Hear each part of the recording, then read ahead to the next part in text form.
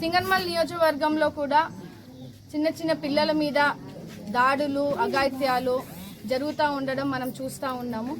ఖచ్చితంగా దాన్ని కూడా అరికట్టడానికి మేము సెపరేట్ సిబ్బంది వాళ్ళని కూడా పెడతాము, కౌన్సిలింగ్ సెంటర్స్ని ఇస్తాము.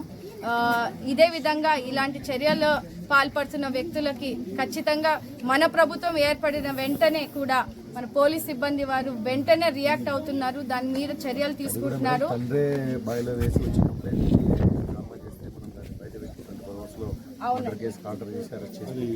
అవునండి, 2 రోజులు అది కూడా దృష్టికి వచ్చిందండి. అలాంటివి ఎటువంటివి జరిగినా కూడా ఉపేక్షించేది లేదు. పోలీస్ డిపార్ట్మెంట్ వాళ్ళు చాలా నిక్కచ్చిగా ఎంక్వైరీ చేస్తారు. నిందితుడిని ఎట్టి పరిస్థితుల్లో అరెస్ట్ చేస్తాము. చట్టం విధంగా ఎటువంటి శిక్షలు ఉంటాయో అవన్నిటిని కూడా అమలు చేసి ఇంకొకసారి అలాంటి పరిణామాలు రాకుండా, అలాంటి పరిస్థితులు రాకుండా పిల్లలకు కూడా మేము రక్షణ కలిగించేలాగా కూడా ప్రభుత్వము సహాయ సహకారాలు కూడా అందిస్తాం.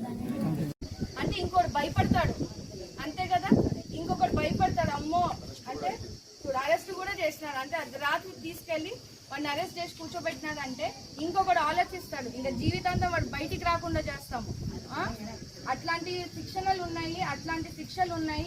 పోలీస్ సిబ్బంది వాళ్ళు కూడా మీకు అండగా ఉంటారు. మీకు ఏమున్నా పోలీస్ దగ్గరికి వెళ్తే న్యాయం జరగదు అని లేదు. ఇప్పుడు మన ప్రభుత్వం వచ్చింది, మీకు ఎటువంటి న్యాయం కావాలన్నా మీరు ఒక ఫోన్ కాల్తో మీకు స్టేషన్ దగ్గర ఎవరిని పంపించినా సార్ వాళ్ళు రియాక్ట్ అవుతారు.